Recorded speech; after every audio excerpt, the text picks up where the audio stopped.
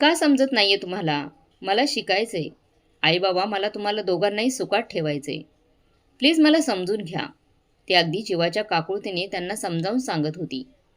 खूप ऐकून घेतलं तुझं. आणि दोन पुरुषांच्या समोर आवाज काढायची हिंमतच कशी झाली ग तुझी? जरा चार इयत्ता शिकायला काय दिलं? लागोपाठ चुनू बोलायला लागलीस तू. प्रतापराव तिचे वडील तावातावात बोलले. बाबा, ती उठून त्यांच्या पायाजवळ बसली. बाबा मला कलेक्टर बनायचंय. माझं स्वप्न आहे ते. आणि तुम्हीच बोलला होतात ना, तुम्ही माझे स्वप्न पूर्ण करणार. मग आता असं का बोलताय? कालपर्यंत तर सगळं ठीक होतं. मी आत्ताच माझा रिझल्ट घेऊन आले. हा बघा. जिल्ह्यात पहिली आली मी. तिने ते नवं कोरं मार्कशीट त्यांच्यासमोर धरलं. काय गे जास्तच जीभ उचलली तुझी हा? मागून तिच्या भावाने तिचे केस धरलं आणि ओढत बाजूला फेकलं. तिच्या हातातील मार्क लिस्ट घेऊन फाडून टाकलं. स्वतःच्या आई आणि वहिनीकडे बघताय ना, त्यांची कधी मान तरी वर होते का पुरुषांसमोर? चेहरा कायम झाकलेला आणि नजर खाली. स्त्रियांचं काम हे फक्त नवऱ्याला खुश ठेवणं एवढंच असतं. तुझ्यासाठी सरपंचाचं स्थळ आलंय. आत्तापर्यंत घरची मुलगी आहे म्हणून सगळे लाड पूर्ण झाले तुझे. आता 20 वर्षाची झालीये. 20 वर्षाची झालीये तू. लग्न तर झालंच पाहिजे. त्याने मागून तिचे केस ओढत आवाज वाढवत सांगितलं. दादा सोड, मला खूप दुखतंय. ती कळवळत होती. मग बोल, लग्न करायला तयार होणार की नाही? नाही. मला माझं स्वप्न पूर्ण करायचं आहे, ती धीराने बोलली. पण पुढच्या क्षणी तिच्या जोरात कानाखाली बसली, जी तिच्या बाबांनी मारली होती. खूप माज झालाय तुला. सुनंदा, हिला रूममध्ये बंद करून टाका. संध्याकाळी पाहुणं बघायला येणार आहेत, तर चांगलं तयार करा. 2 दिवसात लग्न लावून द्यायचं हिचं. ब्याद आलीये जन्माला. त्यांनी पायाने तिला बाजूला ढकललं आणि स्वतःच्या मोठ्या मोठ्या मिशांवरून हात फिरवत बाहेर गेले. त्यांच्या मागोमाग भैरव म्हणजे तिचा भाऊ सुद्धा तिला पाय मारून निघून गेला. चल ग. तिची आई म्हणजे सुनंदाने तिच्या बाकोटीला धरून उचललं आणि फरफटतच रूममध्ये नेलं. आई, तू अशी का वागतेय? मी मुलगी आहे ना तुझी. तुला काहीच कसं वाटत नाही? मी तर ह्यांना तुला पोटातच मारायला सांगितलेलं, जन्मालाच घालायला नव्हती. पण सरपंचाच्या वडिलांनी त्यावेळी शब्द दिला होता, तुला सून करून घेणार म्हणून जगली तू. सुनंदाने सांगितलं. तू एक आई असून एवढी निष्ठुर कशी असू शकतेस ग? तुझ्याच पोटात मोठी झाली आहे ना मी. तुला काहीच कसं वाटत नाही माझ्याबद्दल? ती आई मी फक्त माझ्या भैरवची आहे. तरी तुला एक गोष्ट सांगते. आता वाचली म्हणून दरवेळी वाचणार नाही तू. मुलीचं काम हे फक्त चूल आणि मूल एवढंच असतं. त्यामुळे हे शिकण्याचं खूळ तुझ्या डोक्यातून काढून टाक आणि सरपंचांना कसं खुश करायचं त्याचा विचार कर. तिची आई बडबडली आणि बाहेर निघून गेली. ती विधिती पाटील, देवपर गावातील व्यापाराच्या घरात जन्माला आलेली एकुलती एक मुलगी. घरात पैसा खूप, पण ज्या घरात सरस्वतीला स्थान नाही तिथे लक्ष्मी तरी किती दिवस टिकणार होती? काही महिन्यापासून धंद्यात पाटलांना सारखाच तोटा होत होता. त्यावेळी सरपंचांनी त्यांच्या मुलीचा हात मागितला आणि प्रतापरावांनी मागचा पुढचा विचार न करता मान हलवली. विधी जेवण आणलंय. तिची गीता बहिणी हातात जेवणाचं ताट घेऊन आली. मला नकोय. विधी नाकारात मान हलवली. रडून रडून तिचे डोळे सुजले होते. मला समजते तुझी अवस्था विधी. मला एक सांग, तू कोणत्याही परिस्थितीत आली तरी तुझ्या स्वप्नांकडे पाठ तर फिरवणार नाहीस ना? गीताबाईंनी कधीच नाही. कुणी किती विरोध केला तरी मी माझं ध्येय स्वप्न पूर्ण करणारच. विदितीने निश्चयाने मान हलवली. माझं ऐक. गीताबाईंनीने दरवाजा नीट बंद केला आणि तिच्यासमोर येऊन बसली. मी तुला आज रात्री इथून पळून जायला मदत करते. तू इथून कशी मुंबईला जा.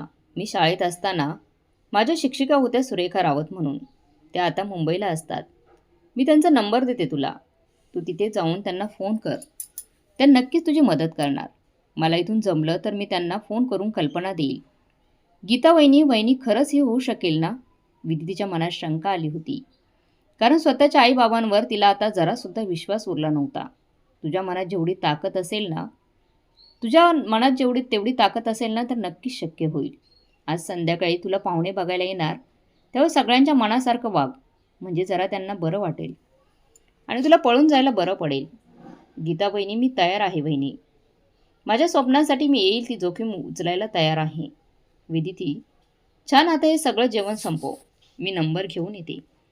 गीता वहिनींनी तिच्यासमोर जेवणाचं ताट ठेवलं आणि त्या बाहेर आल्या. आजूबाजूला कोण नाही हे बघून लागोपाठ त्यांनी त्यांच्या रूममध्ये मधून नंबर आणला आणि विदितीकडे दिला. वहिनी, मी प्रॉमिस करते, कलेक्टर झाल्यावर पहिलं इथे येईन आणि तुला ह्या सगळ्या माणसांच्या तावडीतून सोडवेन. विदिती बाळा, तू मोठी झालीस ना, त्याच्यातच सगळं आलं. माझी पण स्वप्न होती, पण माझ्या आईबाबांसमोर बोलण्याची हिंमत नव्हती, म्हणून मी अशीच राहिले. गीता वहिनी म्हणाल्या, वहिनी, तुझी स्वप्नसुद्धा नक्की पूर्ण होणार. मी आहे ना, मी हिंमत हारणार नाही. या तिघांनाही त्यांच्या कर्माची शिक्षा मी देऊनच राहणार बघ. विदितीने विश्वासाने मान हलवली. चल, तू आता थोडा वेळ आराम कर. आई नंतर तुला तयारी करायला उठवायला येतील, तेव्हा शांतपणे ते सांगतील तसं कर. गीता वहिनी म्हणाल्या, विदिती गीता वहिनी बाहेर गेली तसं विदिती विचार करत बेडवर पडली. जेव्हा जन्माला आली तेव्हापासून तिला लाडात ठेवलं होतं. अभ्यासाचं वेड लागलं म्हणून गावातल्या शाळेत पण घातलं होतं. प्रचंड हुशार होती ती. पुढे शिकायचं वेड लागलं आणि आता घरात बोलायला आली तर तिला तिच्या लाडात वाढण्याचं कारण कळालं. ती जन्माला आली त्याच वेळी तिच्या नशिबी लिहिलं गेलं होतं ना, सरपंचाची होणारी बायको म्हणून. तो 40शीलाच पोचलेला सरपंच, त्याच्याशी ती आता 20 पार केलेली कोवळी मुलगी कसं लग्न करू शकते? पण तिच्या घरच्यांना ह्या गोष्टीचं काहीच पडलेलं नव्हतं. आत्तापर्यंत दाखवलेलं प्रेम जिव्हाळा हा खोटा होता. तिला आता स्वतःचीच लाज वाटत होती का ती आपल्या घरातल्या माणसांच्या चेहऱ्यावर घातलेले हे खोटे मुखवटे ओळखू शकली नाही. अशा विचारात असताना तिच्या खोलीचा दरवाजा उघडला गेला आणि तिची आई आत आली. आडवी काय पडलीये, उठ आणि तयारी करायला घे. जास्त नाटकं करू नकोस. आई विदिती काही न बोलता उठली आणि बाथरूममध्ये जाऊन फ्रेश होऊन आली. तोपर्यंत गीता वहिनी तिच्यासाठी साडी आणि बाकीचे दागिने घेऊन आली. हिला नीट तयार करायचं, जास्त नाटकं केली तर 2 गोडून दे. आईने सक्त ताकीद दिली आणि बाहेर गेली. विदिती तशीच आरशात बघत बसली. विधी, ही घे साडी. गीता वहिनीने तिच्या हातात साडी दिली. मी सांगितलेलं लक्षात ठेव आणि जास्त विचार करू नको. मनात इच्छा असेल ना तर सगळं काही नीट होईल. त्यांनी विदितीच्या डोक्यावर थोपटले. तिने पण मान हलवत तयारी करायला सुरुवात केली. ती भरजरी साडी, गळ्यात सोन्याचे दागिने, केसांची जाड वेणी, नेत्यावर गजरा, सगळी तयारी झाली. तसं तिने एकदा स्वतःला आरशात बघितलं. आयुष्यात पहिल्यांदा तिने साडी घातली होती आणि एवढी सजली होती. तिला नाही आवडायचं साडी घालायला. तिचं स्वप्न हे बिझनेस सूट घालण्याचं होतं.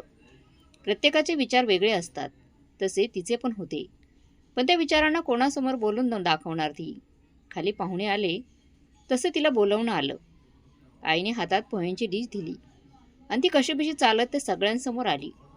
नजर वर करून न बघता तिने आलेल्या पाहुण्यांना चहा आणि पोहे दिला आणि समोरच्या सोफ्यावर जाऊन बसली.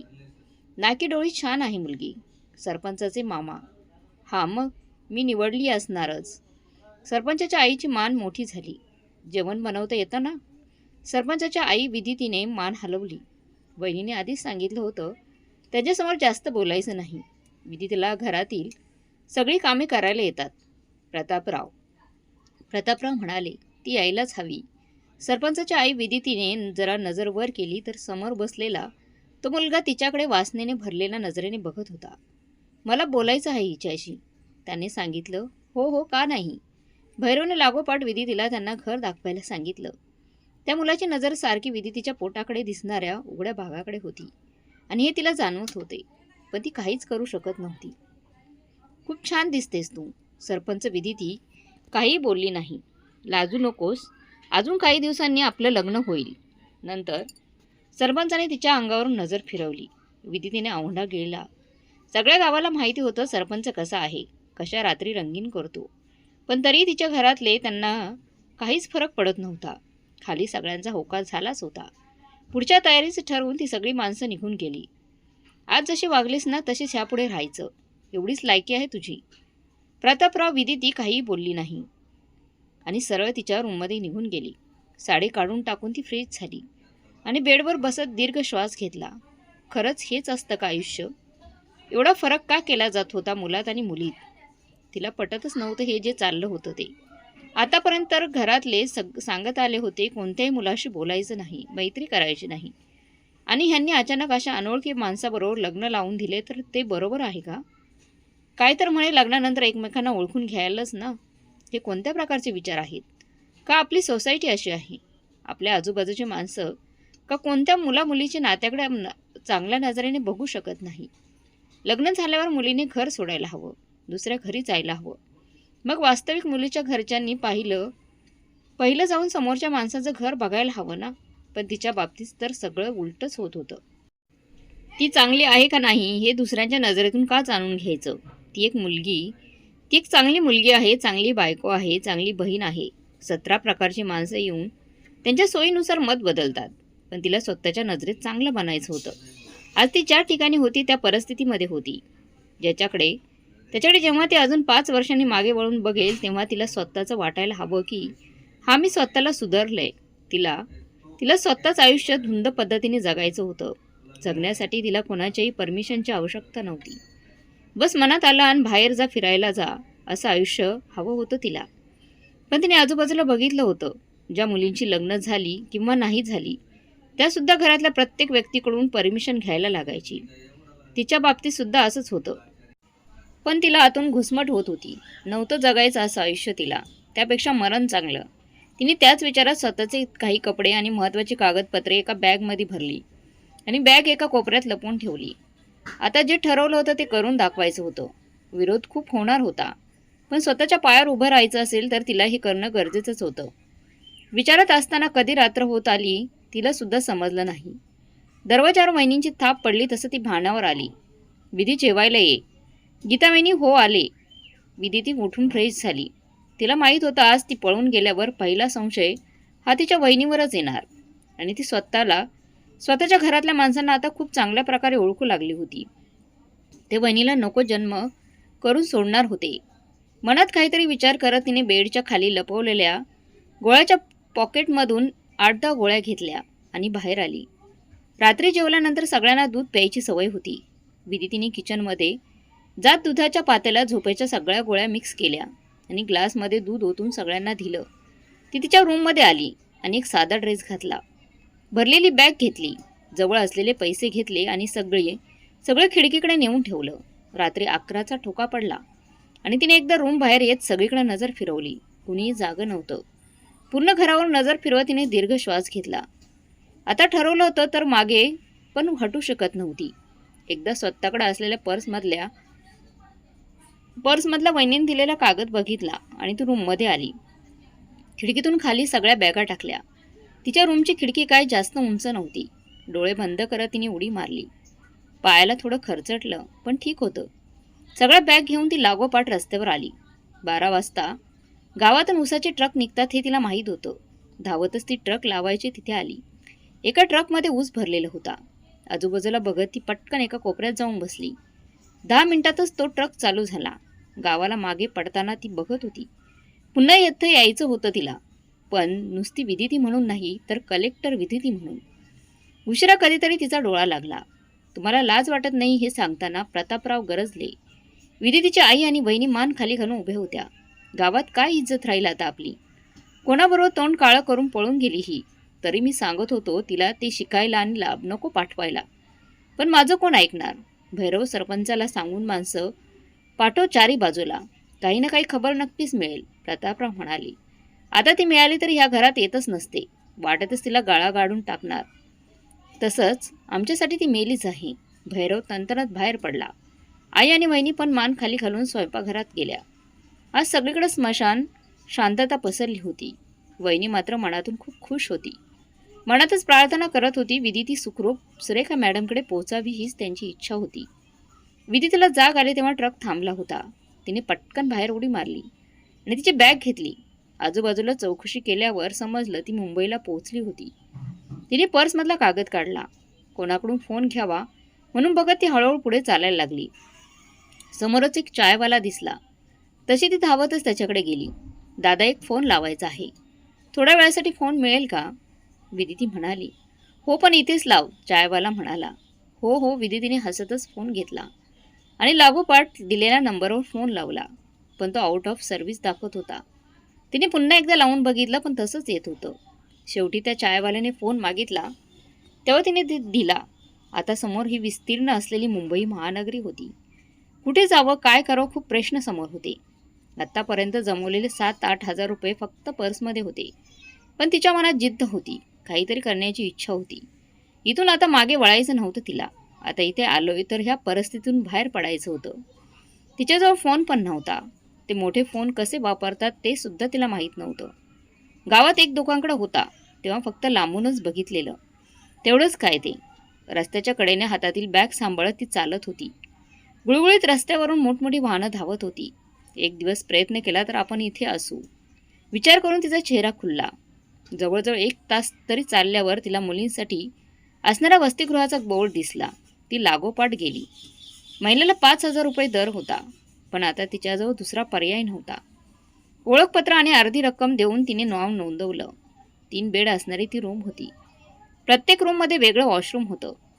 ती तिला दिलेल्या रूममध्ये आली. तिथे असणाऱ्या 2 मुली आत्ताच उठल्या होत्या. वॉर्डने तिची ओळख करून दिली आणि तिथून निघून गेल्या. मी रुपाली CA करतीये. त्यातल्या एकीने आपली ओळख सांगितली. आणि मी मेघा नर्सिंग करतीये. दुसरी विदिती दोघांकडे पाहून हसली. मी विदिती, माझी 12वी झाली आहे. विदितीने तिची ओळख सांगितली. तुला सोडायला कोण आलं नाही का? आई बहीण वगैरे? रुपाली म्हणाली. नाही, विदिती म्हणाली. आपण रात्री बोलूया. आता आम्हाला कामाला जायचे, नंतर क्लास पण आहे. मेघा, मला एक मदत हवी होती, पण मला एक काम करायचं होतं. घरची परिस्थिती चांगली नसल्याने मला माझा खर्च स्वतःच करायचा आहे. विदिती म्हणाली. खरंच? मग आम्ही दोघी इथेच एक कॅफे आहे तिथे काम करतो. तिथून अजून एक मुलगी काम करत होती, पण 2 दिवसांपूर्वीच ती सोडून गेली. तू हवं तर जॉईन करू शकतेस. पगार पण चांगला आहे. रुपाणी म्हणाली. मी तुमच्यावर आत्ताच येऊ का? विदिती म्हणाली. तो आत्ताच प्रवास करून आली, जमणार का तुला? मेघा म्हणाली. हो, विदिती म्हणाली. ठीक आहे, चल मग. मेघा तिघी तयार करून बाहेर पडल्या. जन्माला आल्यापासून पहिल्यांदाच विदिती अशी एकटी बाहेर पडली होती. खूप छान वाटत होतं तिला. आपण एकटंच फिरायचं ना, कोणतं बंधनं ना, चौकशी करणारं कोण. बस आपले आपणच. कॅफेचे मालक एक आजी आजोबा होते. त्यांना विचारून विदिती लागोपाठ कामाला लागली. आज खरंच तिला खूप आनंद झाला होता. आता फक्त एकदा चांगला कॉलेजमध्ये ॲडमिशन मिळालं की तिचा मोठा प्रश्न सुटणार होता. पुढचे प्रश्न रंगवतच ती कामाला लागली. कशी वाटली मुंबई? रुपाली म्हणाली. खूप छान. इथली प्रत्येक निर्जीव आणि सजीव वस्तू जगण्याची नवीन आशा देतीये. विदिती म्हणाली. तुझ्या ॲडमिशनचं काय बघितलं? मेघा म्हणाली. मला इथलं काहीच माहिती नाही. 12वीला 94% होते. त्याहून आता कोणतं कॉलेज मिळेल तुम्हाला माहिती काही? विदिती म्हणाली. 94%? तू तर टॉपर आहेस. इथून अर्ध्या तासाच्या अंतरावर मुंबईमधलं सगळ्यात चांगलं कॉलेज आहे. तिथे तुला आरामात ॲडमिशन मिळून जाईल. आणि आता सुरू पण झालीत ॲडमिशन्स. मेघा म्हणाली. मग मी उद्याच जाऊन बघू का तिथे? विदिती म्हणाली. हो, आजीनं समजावून सांगितलं तर त्या काही नाही म्हणणार नाही. रुपाली म्हणाली. रात्री विदितीने त्यांच्या मोबाईलवरून कॉलेजची थोडीफार माहिती काढली आणि हवे त्या डॉक्युमेंट्स काढून ती उशिरा कधीतरी बेडवर पडली. आता मी मागे हटणार नाही. जे व्हायचे ते होऊन जाईल. पण माझ्या स्वप्नांपुढे आता कुणीही नाही. सकाळीच कॅफेमधून जाऊन तिने आजींना सांगितलं आणि तसंच ॲटो करून कॉलेजला आली. एवढं मोठं कॉलेज ती पहिल्यांदाच बघत होती. आत्तापर्यंत असलं कॉलेज तिने फोटोमध्येच बघितलं होतं. आजूबाजूला खूप मुलं नवीन कपडे, मोबाईल घेऊन फिरत होती. हातातील पिशवी घट्ट आवळत ती ॲडमिशनसाठी फॉर्म देणाऱ्या लाईनमध्ये उभी राहिली. एव्हाना ऊन डोक्यावर आलं होतं. ती तर सकाळी फक्त पाणी पिऊन बाहेर पडली होती. कॅन्टीन होतं, पण खर्च करायला जास्त पैसे नव्हते. पिशवीतून पाण्याची बॉटल काढून तिने घटाघट पाणी पिलं. तेव्हा कुठे तिला बरं वाटलं. साधारण 3च्या दरम्यान तिचा नंबर लागला. तसं फॉर्म घेऊन तिने तिथेच भरला तो फॉर्म. फोन नंबरच्या जागी मेघाचा नंबर घातला तिने आणि बाकी सगळं जोडून सबमिट केलं. आता लिस्ट 2 दिवसांनी लागणार होती. सगळी माहिती घेऊन ते ॲटोने पुन्हा कॅफेमध्ये आली. झालं का ॲडमिशन? रुपाली म्हणाली. हो, विदिती म्हणाली. विदिती मग तिथेच टेबलावर बसली. डोकं दुखत होतं. एवढा वेळ उभं राहून पाय पण दुखत होते. पण ही तर सुरुवात होती. त्रास सहन तर करावा लागणार हे तिला चांगलंच माहीत होतं. आगीत वरपुळा निघाल्याशिवाय चकाकी येणार नव्हती. तू काही खाल्लं की नाही? मेघा म्हणाली. एका माणसाची ऑर्डर देऊन आली. नाही, पैसे नव्हते ग. विदिती म्हणाली. थांब, मी घेऊन येते. रुपाली तिच्यासाठी कॅफेमधून सँडविच आणि ज्यूस घेऊन आली. मी या रात्री काम करेन. तुम्ही जावा हॉस्टेलवरती, विदिती म्हणाली. तुला नक्की जमेल ना? नाहीतर आजीला सांगून तू नंतर करू शकतेस ते, रुपाली म्हणाली. नाही नाही, आता मी ठीक आहे. विदितीने वेटरचे कपडे घातले आणि कामाला लागली. तिचं शरीर थकलं होतं, पण मनाने ती तेवढीच खंबीर होती. परिस्थितीची जाणीव घेऊन ती पुढे जात होती. खोटी स्वप्न न रंगवता वास्तवाचं भान राखून जगत होती. लिस्टमध्ये तिचा पहिल्या 10 मुलांत नंबर लागला. खूप मोठं टेन्शन कमी झालं होतं. शिष्यवृत्ती मिळत असल्याने शिक्षणाचा खर्च तर नव्हताच, शिवाय हॉस्टेल पण मिळत होतं. पहिल्या महिन्याच्या पगारातून तिने एक छोटा मोबाईल घेतला. कॉलेजमध्ये जास्त कोणाशी मैत्री झालीच नव्हती. ती आणि तिचा अभ्यास एवढं तिचं जग होतं.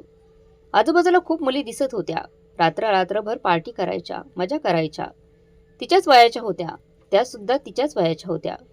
कधी कधी विद्यार्थीच्या मनात सुद्धा यायचं आपल्या पण अशी मजा करायला हवी. पार्टी नाही, पण एकटंच कुठेतरी फिरायला जायचं. ना कोणाचं बंधन, फक्त आपले आपण. पण स्वतःच्या परिस्थितीकडे बघून ती मनातले विचार दाबायची. माहिती होतं आपण सध्या हे करू शकत नाही, पण एक दिवस आपण सगळं आहे तसं मनासारखं करू शकू, अशी एक आशा तिला होती आणि त्याच्याच जोरावर ती पुढे जात होती. बघता बघता असंच एक वर्ष गेलं. पहिल्या वर्षी ती कॉलेजमधून दुसरी आली. या वर्षात तिने घरी एकदाही फोन केला नव्हता.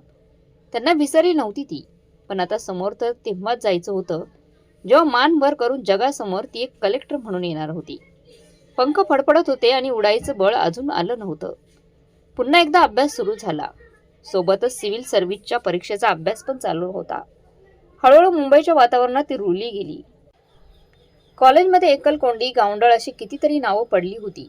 ती ऐकून सोडून देत होती, कारण तिला माहीत होते एक दिवस नक्कीच ती या सगळ्यांसमोर मान उभी करून असेल. कोणतेही क्लास लावणे एवढे पैसे तर तिच्याकडे नव्हते. कॅफे पण चांगला चालत असल्याने आजीने तिचा पगार वाढवला होता. त्यामुळे थोडेफार पैसे सेव्हिंग म्हणून ती ठेवत होती. सगळंच आयुष्य चांगलं सुरू होतं की अचानक आयुष्य पूर्णपणे पालटलं तिचं. असं वाटायला लागलं देवाने तिची खरी परीक्षा चालू केली. कॉलेजमध्ये पेपर चोरी केल्याचा आरोप तिच्यावर लावण्यात आला. कॉलेजमधील कोणत्या तरी श्रीमंत मुलांनी स्वतःला सेव्ह करून तिच्यावर सगळं ढकलून दिलं. कॉलेजमधले शिक्षिका होत्या, त्यांना तिने सगळी परिस्थिती सांगितली. त्यांनी मदत करायचं कबूल केलं. तसं तिने सुटकेचा श्वास घेतला.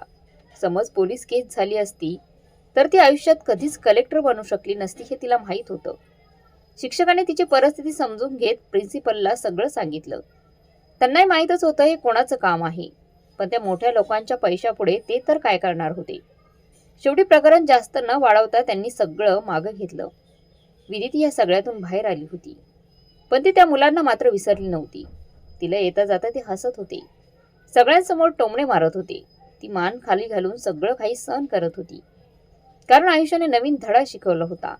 आत्ताच्या काळात पैशापुढे काहीही चालत नव्हतं आणि तोच तिच्याजवळ नव्हता. नुसतं शिक्षण घेऊन काहीच उपयोग नव्हता. पैसा हा हवाच होता.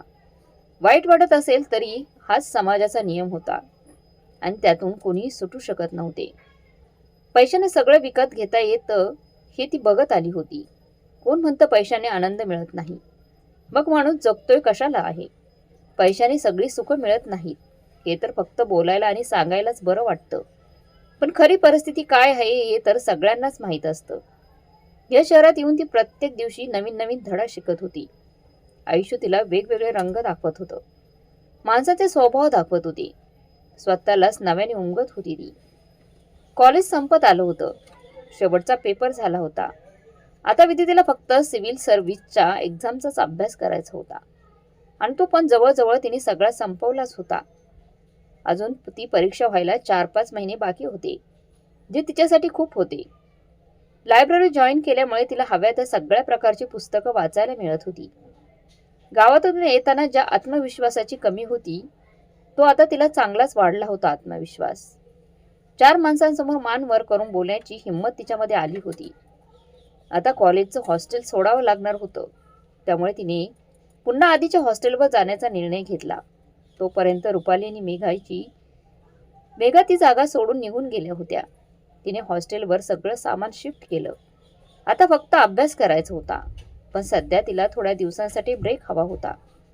कुठेतरी फिरायला जायचं होतं. गेली जवळजवळ 4 वर्ष फक्त आणि फक्त मेहनत केली होती तिने. सेव्हिंग पण बऱ्यापैकी वाढली होती. जुना फोन टाकून तिने नवीन फोन घेतला होता. एक दिवस आराम करून तिने गरजेचं सामान भरून एक छोटी बॅग घेतली आणि तिथून बाहेर पडली. कुठे जायचं ते ठरवलं नव्हतं. फक्त ह्या रोजच्या धावपळीच्या आयुष्यातून काही दिवस ब्रेक हवा होता. बस स्टँडवर येत तिने पुण्याला जाणारी बस पकडली. सकाळची ताजी हवानी खिडकीकडे मिळालेली जागा तिला खूप भारी वाटत होतं.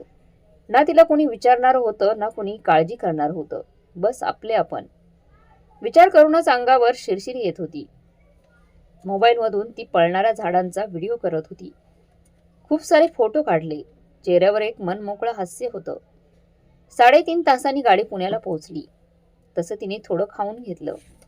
पुण्यातली बरीचशी ठिकाणं पालती घातली.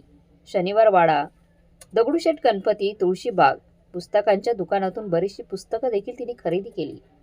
एवढी गर्दी तरी रोज धावपळ करणारी ही माणसं, प्रत्येकाच्या कोणत्या ना कोणत्या समस्या, सगळं बघत होती ती. माणसांना वाचायला शिकत होती. संध्याकाळपर्यंत पुण्याला रस्त्यावरून फिरत ती पुन्हा मुंबईला जाणाऱ्या गाडीत बसली.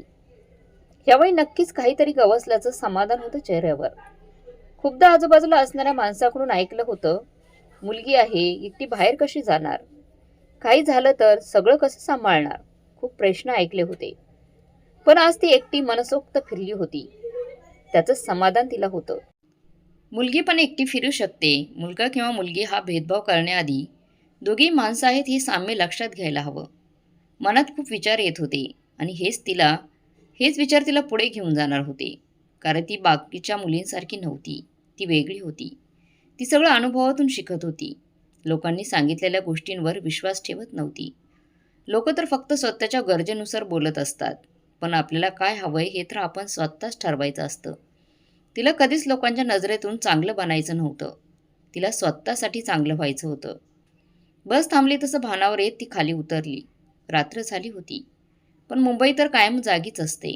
गार हवेचा आनंद घेत ती हॉस्टेलवर आली. दुसऱ्या दिवसापासून पुन्हा अभ्यास सुरू झाला. इंटरनेटवरून खूप माहिती मिळत होती. शिवाय वाचनालय होतेच. प्रत्येक गोष्ट ती मन लावून करत होती. परीक्षा अगदी काही दिवसांवर आली होती. तिची सगळी तयारी झाली होती. पहिल्या परीक्षेचं तिला जास्त टेन्शन नव्हतं आणि अखेर तो दिवस आलाच. पूर्ण अभ्यास करून तिने पेपर दिला. तो सोपा गेला. आता पुढचा पेपर 3 महिन्यांनी होता आणि तोच जास्त महत्त्वाचा होता. तिच्याकडे जास्त माहिती नव्हती. कोणतरी अनुभवी माणसाची गरज होती. इंटरनेटवरून माहिती काढता काढता मुंबईमधल्या 2-3 क्लासबद्दल तिला समजलं. त्यामुळे ती भेटायला गेली. पण त्यांच्या फी ऐकून तिला निराश होऊन पाठी यायला लागलं.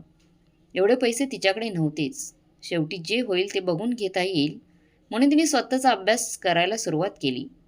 रात्रंदिवस एक करून सगळ्या प्रकारची पुस्तकं वाचली. झोप तर कमीच झाली होती. दिवसाला चुकून 2 तास झोपली तर, पण पुढे यश हवं असेल तर त्रास सहन हा करावाच लागणार होता.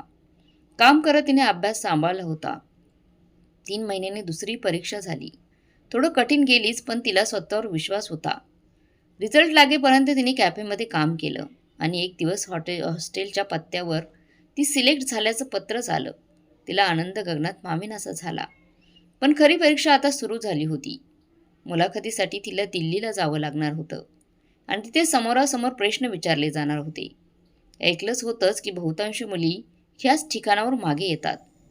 त्यामुळे तिला मुलाखतीची खूप चांगली तयारी करायची होती.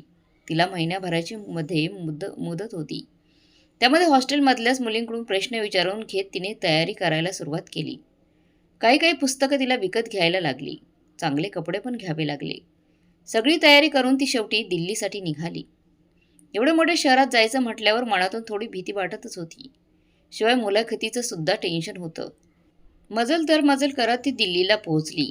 दिलेल्या वेळेच्या 2 तास आधी ती सेंटरला गेली आणि रिपोर्ट केलं. तिथे आलेली बरीचशी मुलं ही उंची कपडे घालून आली होती. विदिती शांत एका कोपऱ्यात जाऊन बसली. स्वतःवर लक्ष केंद्रित करत तिने आत्तापर्यंत केलेले सगळे परिश्रम आठवले आणि मनात एक दृढ निर्णय केला. आता इथपर्यंत आलीच आहे तर रिकाम्या हाताने तर पाठी जाणार नाहीये. तिचा नंबर आला तसं दीर्घ श्वास घेत ती आत गेली. मुलाखत जवळजवळ 1 तास चालली. तिने समर्पक उत्तरं दिली. काही प्रश्नांची उत्तरं आली नाही, पण ते सुद्धा तिने मान वर करून सांगितली. सगळं झाल्यावर ती बाहेर आली आणि आजूबाजूला एकदा नजर फिरवली. मुलाखत अजून महिनाभर चालणार होती. आणि नंतर 20 दिवसांनी रिझल्ट तयार होणार होता. अजून खूप दिवस होते तिच्याकडे. त्याच दिवशी संध्याकाळी ती मुंबईला आली. आता दिवस ढकलायचं काम चालू होतं. आजी आजोबा मध्ये मध्ये तिला धीर देत असायचे. पण आता जोपर्यंत समजत नाही तोपर्यंत तिला झोप लागणार नव्हती. या काळात तिने स्वतःच्या तब्येतीकडे जास्त लक्ष दिलं. रोज व्यायाम, पूरक आहार सगळं चालू होतं. एक एक दिवस मोजता मोजता अखेर रिझल्टचा दिवस उजाडलाच. त्या दिवशी ती कॉफीमध्ये होती. आजी आजोबा पण तिच्यासोबत बसले होते. एवढ्या वर्षात त्यांच्यासोबत पण एक वेगळंच नातं तिचं तयार झालं होतं. फोनवर रिझल्ट बघता बघता मध्येच नेट गेलं. पण समोर टीव्ही चालू होता. शीट. नेट गेलेलं बघताच तिने फोन टेबलवर आपटला. अगं बाळ थांब, जरा धीर धर. आजीने तिच्या खांद्यावर हात ठेवला. विदू, अगं तुझं नाव सांगतायत टीव्हीवर बघ. आजोबा बाहेरून ओरडले. तसं ती आणि आजी बाहेर धावत आली. बातमी बघून तिचं तीनदा उघडच राहिलं. तोंड उघडच राहिलं. हे एवढं मोठं तिने कधीच विचार केला नव्हता याचा. तिचं स्वप्न हे फक्त कलेक्टर बनणं एवढंच होतं. पण आता ती देशात दुसरी आली होती. न्यूजमध्ये सगळीकडे तिच्या चर्चा चालू होत्या. हातातला फोन वाजला तसं ती भानावर आली. दिल्लीला बोलवलं होतं तिला सत्कारासाठी. आनंदातच तिने आजी आजोबांना मिठी मारली. त्यांच्याशिवाय अजून कुणीही नव्हतं ज्यांच्याशी ती स्वतःचा आनंद शेअर करेल. डोळ्यातून वाहणारं पाणी थांबायचं नाव घेत नव्हतं. आनंद अश्रू येत होते तिच्या डोळ्यातून. आज ती गेल्या 4 वर्षांपासून करत आलेली मेहनतीला फळ आलं होतं. प्रत्येक गोष्टीचं चीज झालं होतं. तिचं स्वप्न जवळजवळ पूर्ण झालं होतं. आणि आता तिला तिचं वचन पूर्ण करायचं होतं. सगळ्या न्यूज चॅनलवर विदितीची बातमी दाखवत होते. पेपर, मॅगझिन सगळीकडे तीच होती. दिल्लीला तिचा सत्कार झाला. बाकीच्या सिलेक्ट झालेल्या ऑफिसरांना ती भेटली. त्यांच्यासोबत छान मैत्री झाली. कारण तिथे कुणीही पैशांची पॉवर दाखवून पोहोचू शकत नव्हता. जे होते ते सगळं मेहनत करून आलेले होते. समोरच्याचा रिस्पेक्ट करणं त्यांना जमत होतं. कारण तो किती त्रासातून गेलाय हे त्यांना माहीत होतं. आठवड्यातच सगळं ट्रेनिंग घ्यायला उत्तराखंडमध्ये असलेल्या लपसाना ट्रेनिंग सेंटरला आले. आता इथे 2 वर्ष त्यांना ट्रेनिंग देणार होते. काम कसं करायचं, बोलण्याची पद्धत, वेगवेगळे कार्यक्रम सगळं होणार होतं. नवीन उत्साहासोबत त्यांनी आयुष्याला सुरुवात केली. जुने ऑफिसर भेट घ्यायला यायचे तेव्हा त्यांच्याकडून अनुभवाचे बोल मिळायचे. सगळं अगदी सुरळीत चालू होतं. एकमेकांसोबत आनंदाने 2 वर्ष निघून गेली. विदितीची पोस्टिंग तिचं गाव असणाऱ्या जिल्ह्यातच झाली. तिच्या मनापासून. जिथे तिने पाहिजे होतं तिथेच बदली झाली. मनातून तिने देवाचा आभार मानलं. ड्युटी जॉईन करण्याआधी तिचं एका मोठ्या इव्हेंटला भाषण होतं. तिच्याबद्दल जास्त कोणाला माहीत नव्हतं. त्यामुळे मीडिया पण तिच्याबद्दल जाणून घेण्यात उत्सुक होती. तिने मुद्दामच सगळं झाल्यावर लोकांसमोर येण्याचा डिसिजन घेतला होता. विदिती स्टेजवर आली तसं टाळ्यांच्या गडगडाट सुरू झाला. खूप जास्त माणसं होती. एवढी तर तिने स्वप्नात देखील विचार केला नव्हता. तिचा सत्कार झाला. नंतर बोलण्यासाठी तिला माईक देण्यात आला. समोर असलेल्या प्रेक्षक वर्गात स्त्रिया आणि पुरुष दोन्ही होते. सिव्हिल सर्व्हिसची परीक्षा देणारी मुलं होती. हॅलो एव्हरीवन, ती हसली. मी विदिती. फक्त विदितीच. त्याच्यापुढे काही नाही. देवपूरमध्ये जन्माला आलेल्या सगळ्यांसारखीच एक नॉर्मल मुलगी. आत्ताच इथे असणाऱ्या मॅडम बोलल्या की तुम्हाला मी अभ्यास कसा केला, कोणत्या अडचणी आल्या, मी एवढी मोठी कशी झाले हे सांगावं. थोडक्यातच माझं सक्सेसची कहाणी. पण मला वाटतं मी स्वतः केलेल्या चुका सांगाव्यात. सक्सेस हा शब्द प्रत्येकासाठी वेगळा अर्थ घेऊन येतो. प्रत्येकाच्या आयुष्यात प्रॉब्लेम वेगळे असतात. आणि माझी अशी अजिबात इच्छा नाही आहे की तुम्ही स्वतःच्या आयुष्याला माझ्याशी रिलेट करावं. तुमच्यापैकी असे कितीतरी जण असणार जे माझ्यापेक्षाही खूप हुशार असणार. त्यामुळे माझ्याकडे बघताना IAS विदिती नको तर विदिती नावाची एक मुलगी उभी आहे असाच विचार करा. ती बोलली तसं टाळ्यांच्या गडगडाट चालू झाला. कारण स्वतः एवढं मोठं असून सुद्धा समोरच्या माणसाला रिस्पेक्ट देणं आजच्या काळात सगळ्यांना जमत नाही. हे तिथे असणाऱ्या जवळजवळ सगळ्यांनीच अनुभवलं होतं. मी एका अशा घरात जन्माला आली जिथे मुलीला काहीच किंमत दिली जात नव्हती. पैशासाठी माझ्या घरच्यांनी माझं लग्न ठरवलं. पण मी घरातून पळून आले आणि मुंबईला राहिले. ती असं सांगताच सगळ्यांची बोटं तोंडात गेली. ही 12वी झाल्यानंतरची गोष्ट आहे. हातात असणारे थोडे पैसे आणि मनात जिद्द एवढंच होतं माझ्याजवळ. एका कॅफेमध्ये काम करून पैसे कमवत अभ्यास सुरू केला मी आणि आज इथे आहे. खूप सिंपल वाटतं नाही का? ती हसली. समोर असलेल्या माणसांनी सुद्धा हसत माने हलवल्या. वेल हे जेवढं सोपं वाटतं त्यापेक्षा कितीतरी जास्त कठीण असतं. लढायचं होतं माणसाची नव्हे तर स्वतःशीच. एक मुलगी म्हणून खूप ऐकलं होतं. तुम्हाला माहिती आहे. काही दिवसांपूर्वी आमच्या ट्रेनिंग कॅम्पमध्ये एक मुलगी भेटली. शहरात राहणारी. पण तिच्या घरच्यांचे विचार ऐकून अंगावर काटा आला. लहानपणापासून कायमच तिला हेच सांगत आले होते की तुला पुढे जाऊन लग्नच करायचं आहे. मुलीच्या आयुष्यात याशिवाय दुसरा कोणता उद्देश नसतोच का? तिला काय करायचं आहे, काय नाही, हा सर्वस्वी तिचा निर्णय असायला हवा. आईबाबांनी जन्म दिला याचा अर्थ असा अजिबात होत नाही की ते ते आपल्या मुलीचं आयुष्य कंट्रोल करतील. ते म्हणतील तसंच वागायला हवं तिने. ती चुकली तर तिला योग्य मार्ग सांगण्यासाठी ते वाटसरू जरूर होतील. एक सांगते, जे मी आत्तापर्यंत अनुभवलंय. एक स्त्री जी एक कंपनी सांभाळू शकते आणि एक स्त्री जी घरात राहून मुलांना सांभाळत सांभाळत घर बघू शकते. या दोघी तेवढ्याच मेहनती आहेत. कुणीही कमी नाही आणि कुणीही जास्त नाही. आता ह्यामधून नक्की काय निवडायचं हा प्रत्येकी त्या स्त्रीचा निर्णय असायला पाहिजे. काही काही असतात ज्या दोन्ही निवडतात. त्या स्त्रिया खरंच ग्रेट असतात. विदिती म्हणाली, मॅडम तुम्ही सांगतात मुलींना त्यांचं फ्रीडम मिळायला हवं. आम्ही ते देऊ. पण तुम्ही बातम्या बघितल्याच असतील. खूप मुली अशा आहेत ज्या रात्री अपरात्री घराबाहेर फिरतात. मुलांबरोबर मैत्री करतात. पण नंतर त्यांच्यासोबत काय होतं ते सांगायला नको. बसलेल्यांपैकी एका माणसाने प्रश्न केला. सगळ्यात आधी मी तुमचा प्रश्न नीट करते. मुलींना त्यांचा फ्रीडम हवा. आम्ही ते देऊ. एक्सक्यूज मी, तुम्ही आहात कोण मुलीला फ्रीडम देणारे? तो तर ती जन्माला आली तेव्हाच घेऊन आली आहे. आता तुमच्या प्रश्नांचं उत्तर. मला सांगा तुम्हाला मुलं किती आहेत? विदिती म्हणाली, एक मुलगा आणि एक मुलगी. तो माणूस म्हणाला, ग्रेट. मुलगा आलाय? विदिती म्हणाली, हो. त्या माणसाने बाजूला बसलेल्या 20 वर्षाच्या मुलाला इशारा केला. तसं तो उभा राहिला. तुम्हाला काय वाटतं तुमचा मुलगा कोण्या मुलीवर हात टाकेल का? विदिती म्हणाली, नाही नाही, अहो आमचे संस्कार आहेत त्यांच्यावर. तो माणूस म्हणाला, छान, हेच ऐकायचं होतं. मला जेव्हा एखादा मुलगा मुलीला वाईट नजरेने बघतो, त्रास देतो, तेव्हा ती चुकी ना त्या मुलग्याची असते ना त्या मुलीची असते. चुकी असते ती सोसायटीची, संस्कारांची. जन्माला आल्यापासून कोणाला सांगितलं नसतं की बाबा तुला पुढे जाऊन रेपिस्ट बनायचं आहे. पण तरी रेप होतात. कारण तुम्ही लोकांनी कुठे ना कुठे मुलांना हेच शिकवलंय की ते मुलींवर हक्क गाजवू शकतात. मुली हे त्यांच्या उपभोगासाठी असतात किंवा ते घरात तसंच वातावरण असतं. त्यामधूनच त्यांचं मन वळतं. विदिती पण मुलगी आहे म्हटल्यावर घरातील कामं तर यायलाच पाहिजेत ना. कधी ना कधी प्रत्येक मुलीला लग्न करावं लागेल ना. एका महिलेने प्रश्न केला.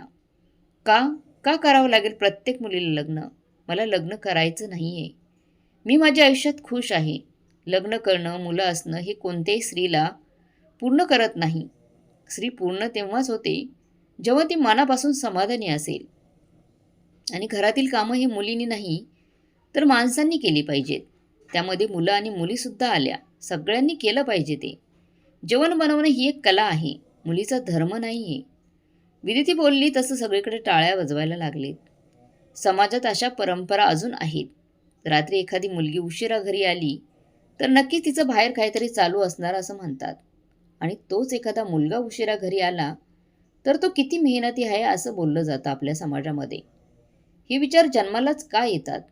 तुम्हाला माहिती आहे, मी ना अशी सुद्धा एक परिस्थिती बघितली आहे. आपल्याकडे आईबाबा आयुष्यभर सगळे पैसे मुलीच्या लग्नासाठी जमवतात आणि कोणत्या तरी ॲव्हरेज मुलासोबत तिचं लग्न लावून तिला सांगतात, बाई गं, आम्ही आयुष्याची कमाई तुझ्या लग्नाला लावली आहे. सुखाने जगशील, राणीचा संसार करशील. आम्ही या छोट्या घरात उरलेले आयुष्य काढायला मोकळं झालो. माझ्या मते हे लोक खऱ्या अर्थाने आईबाबा ह्या शब्दाचा अर्थच समजू शकले नाहीयेत. हा ते महान आहेत. आयुष्यभर स्वतःच्या इच्छा अपेक्षा मारून मुलीसाठी पैसे जमवले. स्वतः त्या गरीब छोट्या घरात राहिले. पण मग तो पैसा त्याच मुलीच्या शिक्षणावर का खर्च नाही करत? ती शिकली, पैसे कमवले तर त्यांना सुखात ठेवू शकते. कोण्या चांगल्या मुलासमोर हात जोडायची गरजच नाही पडणार त्यांना. पण नाही, ते असं नाही करत. आणि ही खरंच दुःखास्पद गोष्ट आहे की आज या 20व्या शतकात पण अशा घटना घडत आहेत. विदिती बोलली, पण तिथे असलेल्या कित्येक मुलींच्या डोळ्यात पाणी आलं, कारण ती खरं बोलत होती. तिथे असलेल्या मुलींना अनुभवलं होतं ते. एक गोष्ट लक्षात घ्या, जोपर्यंत तुम्ही स्वतःला हवं ते बोलत नाही तोपर्यंत ते तुम्हाला मिळत नाही. काही दिवसांपूर्वी एका मोठ्या महिलेची मुलाखत ऐकली. त्या एका मोठ्या कंपनीच्या CEO झाल्या. तिथे आलेल्या लोकांनी पहिला प्रश्न विचारला, तुम्ही एवढ्या मोठ्या झालात तर घर, मुलं आणि ही कंपनी हे सगळं कसं सांभाळणार तुम्ही? ही खरंच हास्यास्पद गोष्ट आहे ना? हाच प्रश्न त्या ठिकाणी एखादा पुरुष असता तर त्याला विचारला गेला असता का? घरातली कामं, मुलं हे सगळं स्त्रीपुरतंच मर्यादित का ठेवलं जातं? काही काही गोष्टीत मुली चुकतात. त्यावेळी पण असंच बोललं जातं, ती मुलगी आहे, तिला कमी शिक्षण द्या. का? मुलीत आणि मुलात फक्त फिजिकली डिफरन्स आहे. बाकी प्रत्येक गोष्ट जो मुलगा करू शकतो ती मुलगी पण करू शकते. आणि त्यासाठी मुलीने स्वतःचे हक्क मागायला शिकलं पाहिजे. जे समोर चाललंय ते शांतपणे ऐकून न घेता स्वतःचे विचार त्यावर मांडता आले पाहिजेत. मला वाटतं एवढंच तुम्हाला समजलं तरी तुम्ही आयुष्यात सन्मानाने जगू शकता. धन्यवाद. विदितीने तिचं भाषण संपवलं. एक क्षण त्या हॉलमध्ये शांतता पसरली, पण पुढच्या क्षणाला जोरात टाळ्यांचा गडगडाट व्हायला लागला. 5 मिनिटं फक्त टाळ्या गुंजत होत्या. विदितीने डोळ्यातलं पाणी पुसलं आणि तिचा सत्कार झाल्यावर तिथून ती बाहेर पडली. दुसऱ्या दिवशी तिने ड्युटी जॉईन केली आणि सगळ्यात आधी ती रामपूरमध्ये आली, म्हणजे तिच्या गावी आली. काहीही बदललं नव्हतं. थोड्याफार गावात सुधारणा झाली होती, पण लोकांची मानसिकता त्याच दर्जाची होती. तिच्या गाड्या घरासमोर येऊन थांबल्या. येताना ती पोलिसांना पण घेऊन आली होती. एवढा आवाज ऐकून, गाड्या बघून आजूबाजूचे लोक पण जमा झाले. घरातले सगळे बाहेर आले. गीता बहिणीने विदितीला बघितलं आणि डोळ्यात पाणी आलं. कालच तिचं भाषण चुकून बाजूच्यांच्या टीव्हीवरून त्यांच्या कानावर पडलं होतं. खूप अभिमान वाटत होतं त्यांना विदितीचा. त्यांच्याकडे बघून हसली आणि ती पाया पडली. आता का आली गई तू इथे? लाज नाही वाटत? भैरव म्हणाला. खबरदार मिस्टर भैरव पाटील, मी आता ती विदिती नाही जी तुमच्या लाथाबुक्क्यांचा मार सहन करायची. इन्स्पेक्टर, अरेस्ट करा ह्या तिघांना. तिने स्वतःच्या आई बाबा आणि भावाकडे बोट दाखवलं.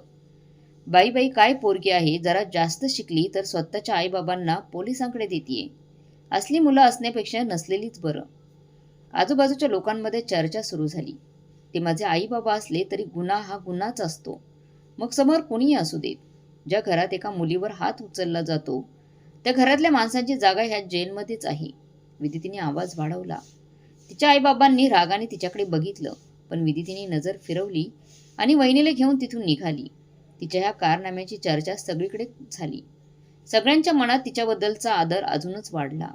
विदितीने तिच्या वहिनीला पुन्हा ऑनलाईन शिक्षण पूर्ण करायला सांगितलं. आज खऱ्या अर्थाने ती IAS विदिती झाली होती. पक्षी आकाशात उडाला होता. त्याला थांबवणारं आता कुणीही नव्हतं. तर मग मित्रमैत्रिणींनो, विदितीने तिच्या आईवडिलांबद्दल आणि भावाबद्दल घेतलेला निर्णय तुम्हाला कसा वाटला? कमेंट बॉक्समध्ये नक्की कळवा. तिने केलेले योग्य की अयोग्य नक्की कळवा. आणि कथा चांगली वाटली असेल तर लाईक, शेअर, सबस्क्राईब नक्की करा. धन्यवाद.